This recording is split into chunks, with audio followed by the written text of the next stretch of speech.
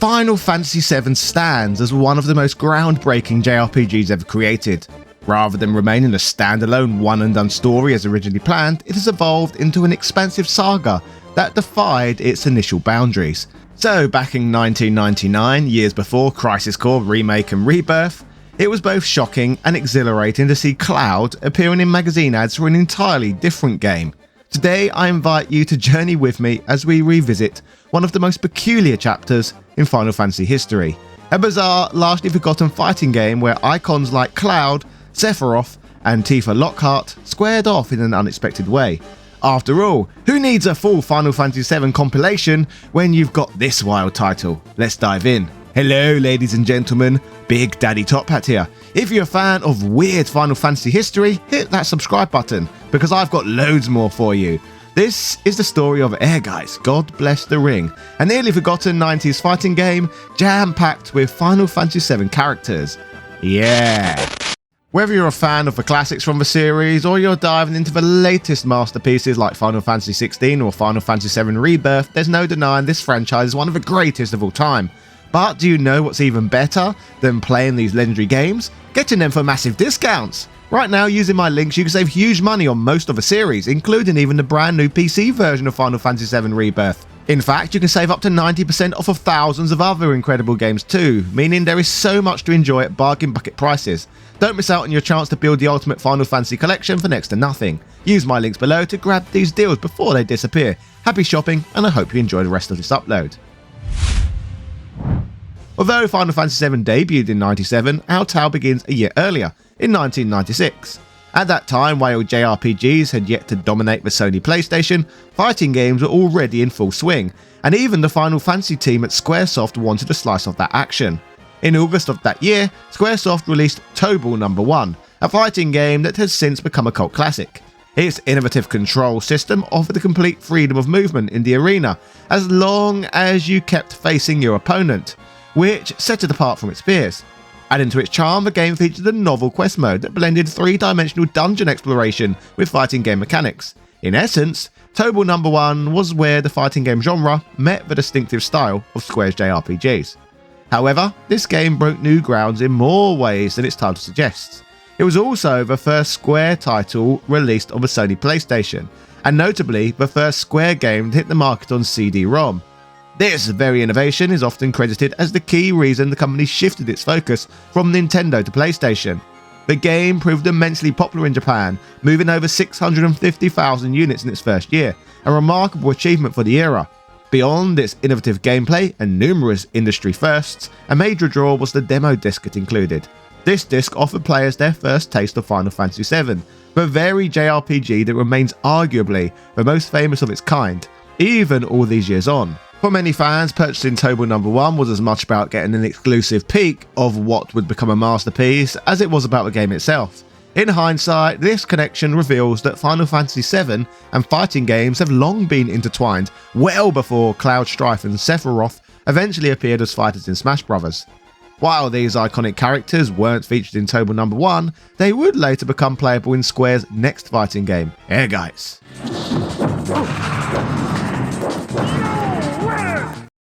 Just like Tobal No, Ehrgeiz was directed by the legendary Seiichi Ishii, one of the very same visionaries behind the first Virtua Fighter and Tekken series. His impact on the fighting game genre is undeniable, so to learn that he is intertwined into Final Fantasy history too is even cooler. Though Square themselves published Ehrgeiz, the game was actually developed by Dream Factory, with Ishii at the helm drawing inspiration from his previous works while pushing the boundaries of established fighting game formulas. Ishii wanted to create something fresh and dynamic, something new and interesting for gamers. Looking back at his earlier influences, Ishii had already made waves with Tobal by introducing 360-degree movement, which he was keen to incorporate into Ehrgeiz. He also took cues from the wrestling game genre, resulting in a fast-paced fighting experience where characters could freely move in the three-dimensional stages. Following the wacky world of professional wrestling in this new game, the arenas featured interactive objects that players could utilize as weapons in battle. As with many wrestling games of the time, Ehrgeiz stages contains various elevations, adding to the fun and chaos. Ehrgeiz's camera system was also innovative. Instead of following the action around the arena like with traditional fighters, it employed a fixed camera that dynamically zoomed in and out with the combat. While Tobal No. 1 was a Sony PlayStation exclusive, Ehrgeiz broke new ground by launching on both the PlayStation and in arcades.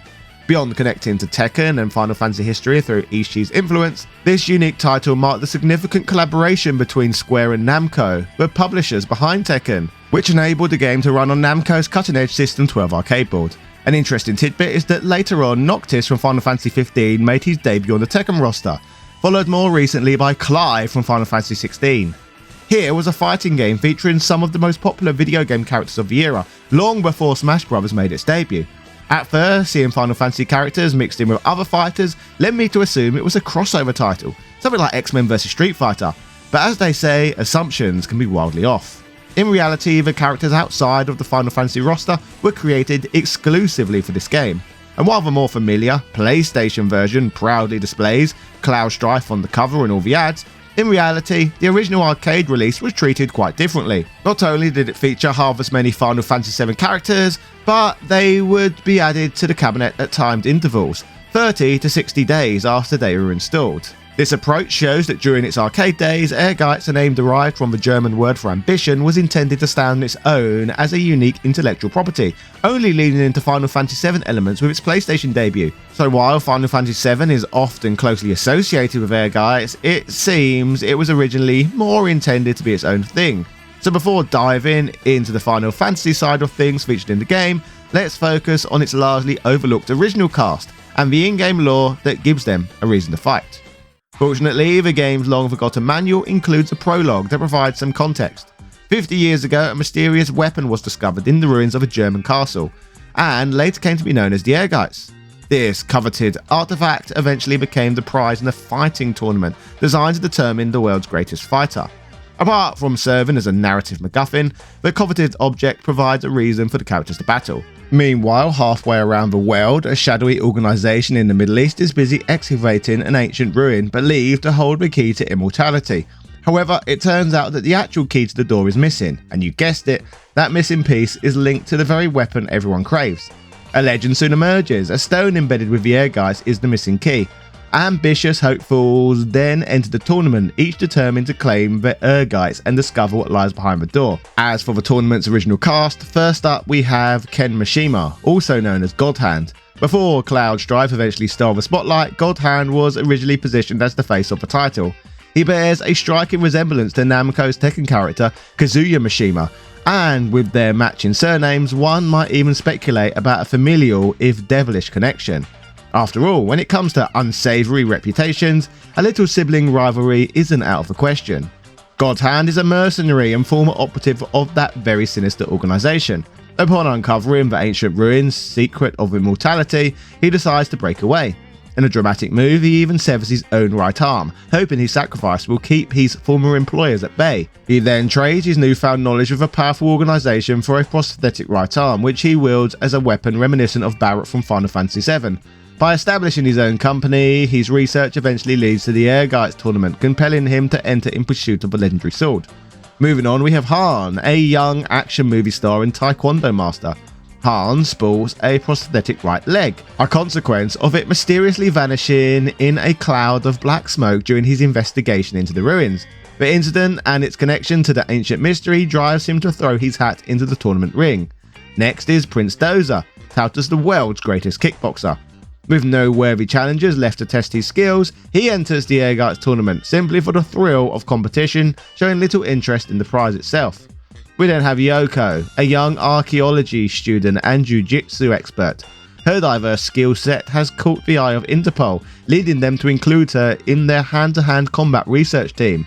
Think of her as a bootleg Chun-Li with a dash of Jill Valentine, sent in to investigate the suspicious activity surrounding the tournament's competitors. How original. Tatsuki, as his appearance suggests, is a stealthy ninja affiliated with the sinister Red Scorpion, the very organisation that Godhand left behind.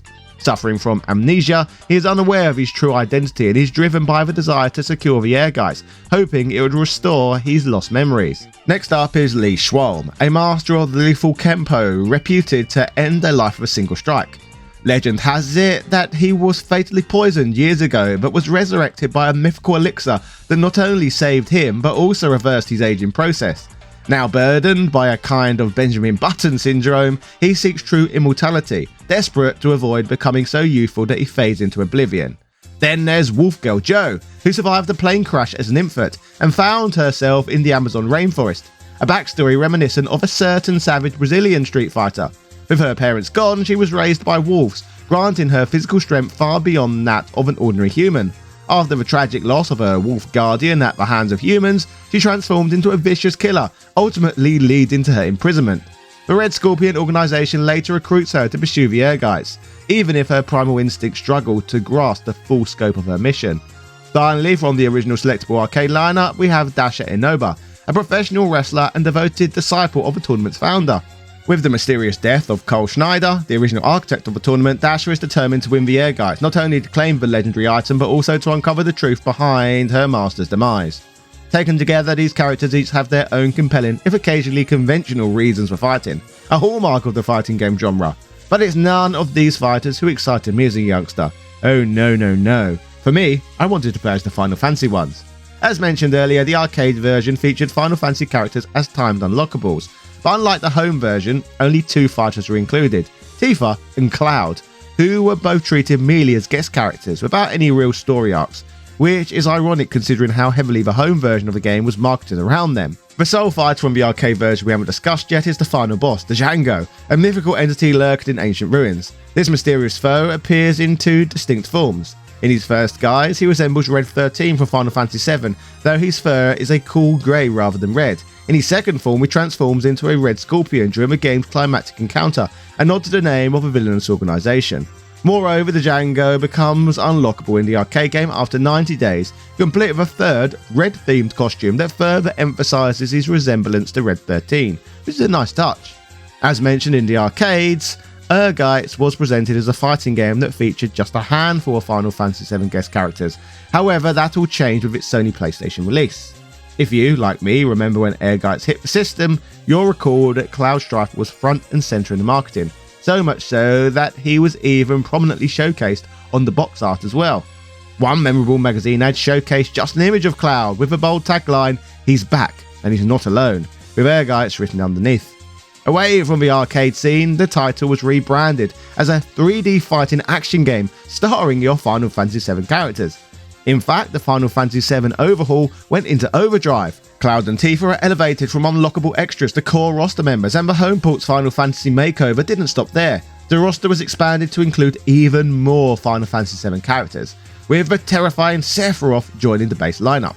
Additional unlockable fighters such as Yuffie and Vincent Valentine were also introduced, a clever touch given the unlockable status in Final Fantasy VII. And years before Crisis Core's release, Zack Fair, previously just a backstory figure in Final Fantasy VII, finally became playable, marking his first ever playable role in a video game. But the new Final Fantasy VII content wasn't the only major change to the home version. A brand new play mode was added, harking back to Seishi Ishii's innovative work on Tobal No. 1. When he originally created Tobal No. 1, Ishii included the quest mode, because he believed the console fighting game needed deeper gameplay mechanics than an arcade title could offer. This idea was reimagined and integrated into Ehrgeiz. In Ehrgeiz quest mode, players venture through extensive dungeon crawls, equipping various weapons and items much like in an RPG. This mode offers a basic RPG hack-and-slash experience, complete with opportunities to explore towns and delve into random generated dungeons, further cementing the game's Final Fantasy-esque appeal. In one game mode, players step into the shoes of archaeologists, striking downward in search of hidden artifacts. This mode even introduces 2 additional characters, archaeologists Claire Andrews and Kojima Suda. As players progress, they can level up their stats and use items dropped by monsters to restore health, embracing a number of classic RPG elements. On top of that, the game features various mini-games, including the race mode and the board game mode, which add a fun twist to the overall experience. Yet despite these additional modes, the main attraction of Ehrgeiz remains its arcade-style 3D arena combat. When it comes to combat mechanics, Ehrgeiz offers a rich variety of moves. Fighters can execute high, mid and low attacks, each targeting different parts of their opponents. Blocking is versatile, with players choosing to stand or crouch based on the attack they're defending against. Special attacks, which cannot be blocked, require opponents to either dodge or counter with their own special moves. The game also introduces a frame technique, activated by pressing the right combination of buttons at the perfect moment during an attack. Beyond these, the roster of moves includes powerful upper and lower attacks, running and walking strikes, jumping attacks, body presses, blade catches for countering weapons, triangle jabs, and fully charged ultimate special moves. There's certainly a lot happening on the battlefield. Taking further influence from wrestling games, Ehrgeiz also incorporates grappling mechanics, allowing players to execute grappling holds, reversals, and special throws. Similar to later titles like Power Stone, the game lets you pick up objects such as crates to throw at your opponents, and additional weapons can be found within those crates. Despite its depth and variety of techniques, Ehrgeiz has faced criticism for being unbalanced, with some arguing that victory can be achieved simply by mashing buttons, even if the player isn't particularly skilled. This sentiment has been echoed in competitive play among friends and in reviews by major publications and gaming critics. The big publications and video game review sources at the time would cover Ehrgeiz, so let's take a look at what the press thought of this game back then. IGN would deliver mixed feelings about the title, stating, "What's cool about Ehrgeiz is its free-roaming 3D engine, which developer Dream Factory worked especially well on. Characters move quickly around the rings or environments with grace and ease, and are motion captured better than the average fighter. The arenas were constructed in rather small spaces, which counters the 3D roaming sensibility. This at first seems kind of lame, but it's clear the developers wanted the different fighters in range of one another, and it provides for a more tightly fought match. They add that Ehrgeiz is remarkably easy to pick up and play. That's its biggest strength, and ironically its biggest weakness. The big problem with Ehrgeiz as a fighter is its simplicity. It's shallow and not terribly well balanced. For example, by picking Cloud Strife, players can kick the crap out of just about anyone by carefully managing his special attacks, which is his sword attack. But by picking another character, say God Hands, you'll have a much more difficult time getting through the game. The quest mode is quite unique. It takes a good 8 hours to play all the way through it, and it's especially cool to see it in a fighting game. While not the best fighter on the block, Ehrgeiz has a number of good things going for it. All in all, Ehrgeiz is not for the hardcore gamer, it's for the more casual player who wants a little of everything and who may be intimidated by hardcore fighting games. While IGN was candid, GameSpot on the other hand appeared to review the game a lot harsher, summarising, "There's just not much of a game here. Bouts usually end in a flurry of button mashing, and the awkward guarding scheme will drive most hardcore fighting fans away, screaming with frustration and heartbreak. If you're looking for eye candy, Ehrgeiz will give you plenty of cavities. However, if it's deep and engaging fighting game you want to delve into, do look elsewhere." Next Generation took a slightly more positive approach, summarising the game as, technically speaking, Ehrgeiz is an impressive fighter, but it does have balance problems, especially with the one-button gameplay of the one-player game. Still, it's good to see developers straying from the accepted formula with new fighting designs that truly work. Looking at Ehrgeiz in hindsight, the game was undeniably ambitious in its goals. Rather than simply replicate the success of titles like Tekken or Virtua Fighter, Seishi Ishii set out to create something truly original, an innovative entry into the fighting game genre that ventured where few had dared before. The result was a quirky, chaotic game that, while fun, revealed significant gaps in its fighting mechanics and balance. Today, Ehrgeiz is often remembered primarily for its extensive inclusion of Final Fantasy VII characters, a fact that tends to overshadow its other merits. Yet, Ehrgeiz's merits go beyond just being a Final Fantasy VII cash grab. Even if its graphics weren't cutting edge, it was arguably the most developed 3D arena fighter of its time, a testament to Ishii's willingness to draw on previous work and his deep appreciation for wrestling games. This blend produced a unique experience to set it apart from its contemporaries.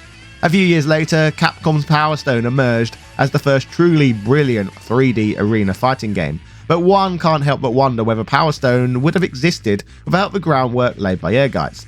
There are clear mechanical similarities between the two, and while Power Stone creator Itsuno often cites Indiana Jones as an inspiration, the narrative of a quest for a mythical stone in a 3D arena fighting game echoes the concept of the Ehrgeiz Stone. Holy Grails, Power Stones, Ehrgeiz each serves as an excuse for an epic brawl. All in all, Ehrgeiz played an important role in advancing the 3D arena fighting genre.